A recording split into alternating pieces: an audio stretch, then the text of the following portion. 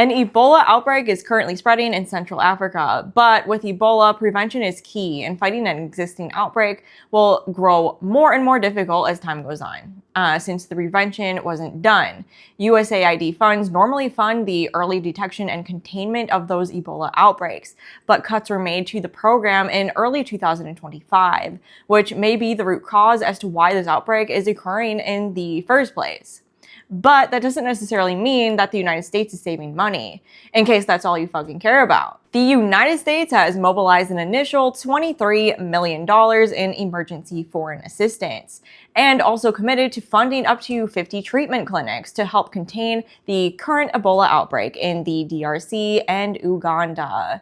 So, if you're MAGA, I'll explain it like plain text.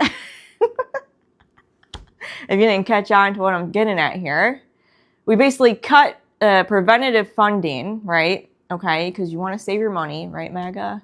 In order to spend more money on fighting an outbreak that needs to be fucking prevented in the first place. And now we're spending emergency funds on an outbreak that needed preventative funding that Trump decided to cut because you want your money back. Stop giving my money to Africa, right? That's what you were like, right? Well, it's going to Africa. Right now as we speak. Joke's on you. Okay. Will the Ebola outbreak lead into a worldwide pandemic? I guess that's like the question now. I'm going to be honest. No, I don't really... no. No, period.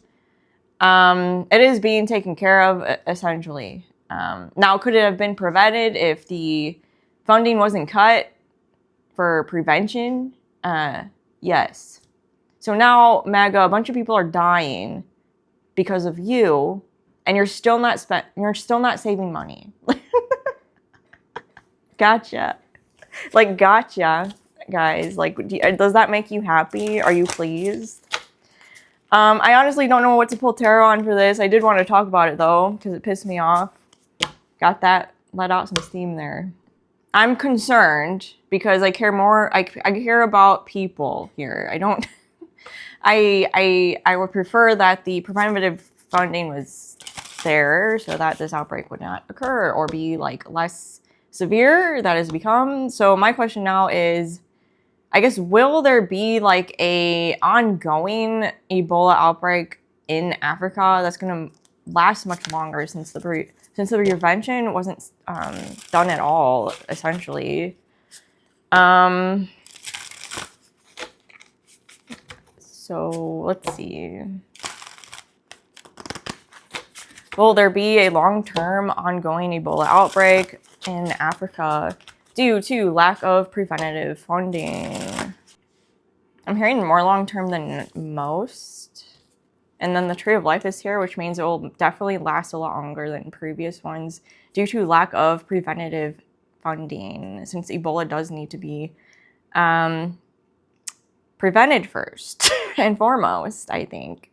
I'm not a doctor, but I'm aware, I guess, if you're going to talk about, super high level, Ebola is a disease that needs to be prevented and contained first and foremost, because if that's not done, it can get out of control really quick. So worst case scenario, more emergency funds will go to Africa, MAGA, to get this tower out under control, guys.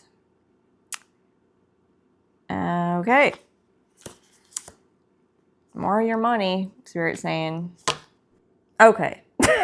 I mean, I don't know what else to say, to be honest. That's the energy. I don't know if that helps anybody or knocked some sense into MAGA, which it probably didn't, but there it is. Next, I do want to talk about the war with Iran. So, the same fucking shit is happening, so I don't have much to say about this either, to be honest.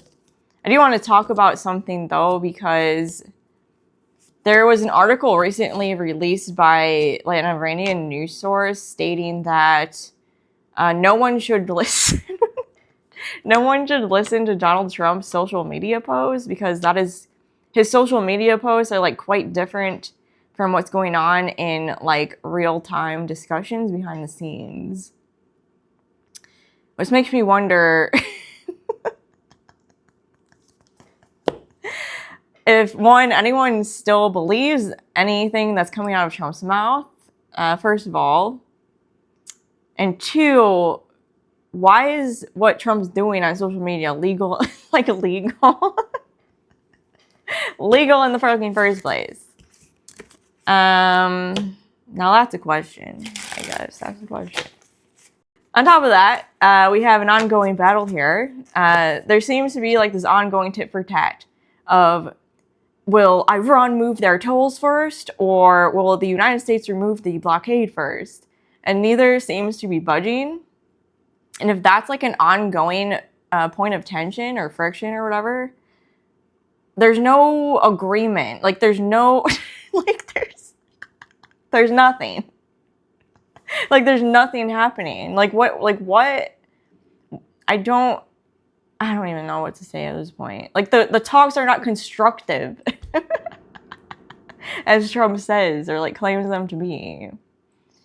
And on top of that, Iran is still requesting that the United States lift their fucking naval blockade, which I said again, which they're still refusing to do. Release billions of dollars in frozen assets for reconstruction, and then end the conflict in Lebanon, which I said time and time again, that's going to be extremely difficult to end because Israel's going to do whatever the fuck they want. Okay?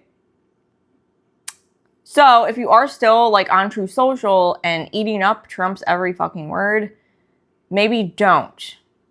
It's because Iran... Actually, Iran didn't say this. I want to clarify. The U.S. negotiators told Iran to ignore Trump's social media posts, actually. And then Iran, I guess, chimed in and then framed Trump's public rhetoric as completely different from what's actually occurring. So keep that in mind, too. It's a cherry on top.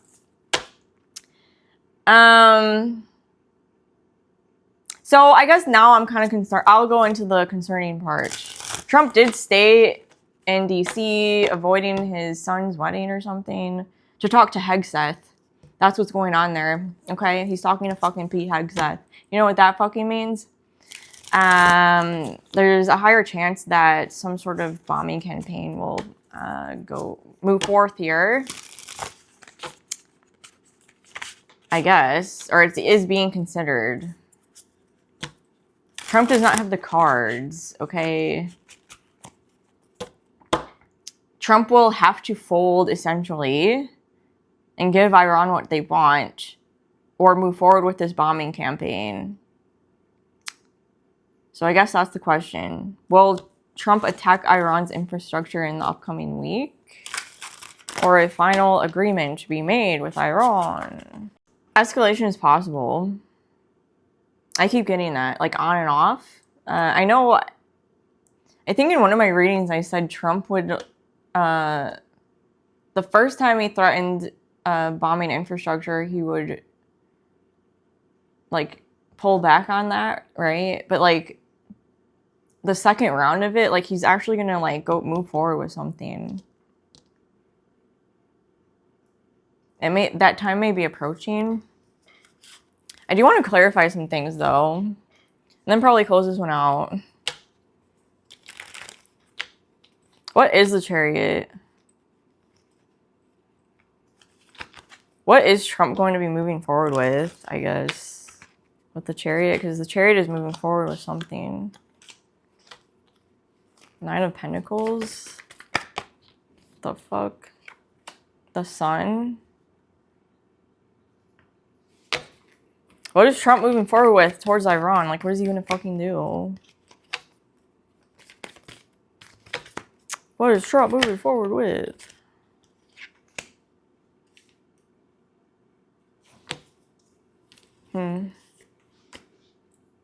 Expansion.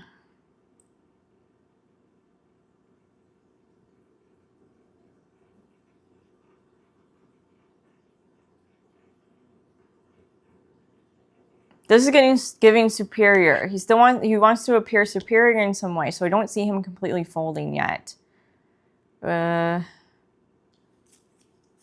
Which is dicey, because as I said,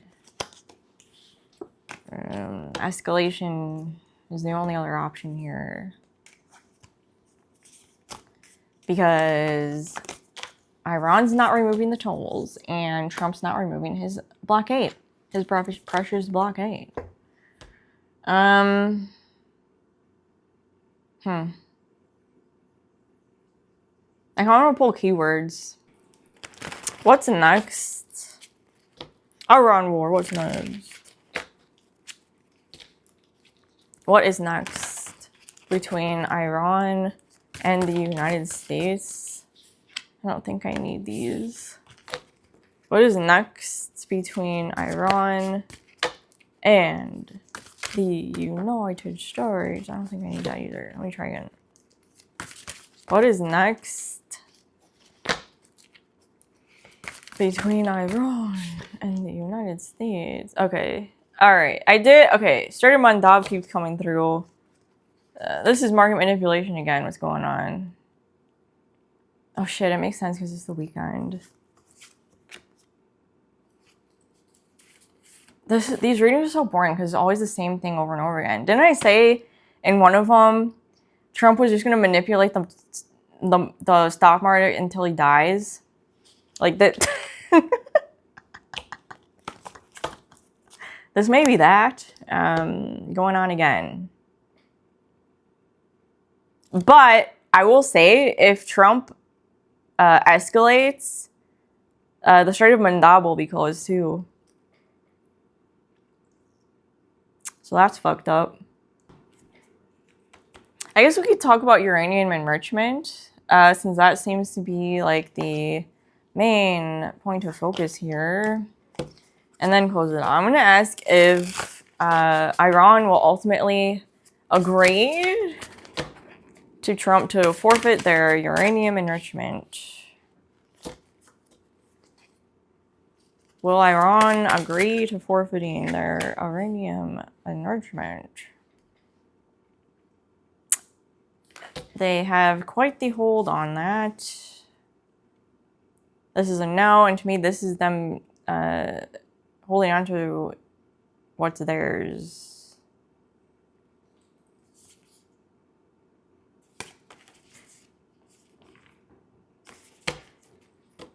I don't see them budging on that either.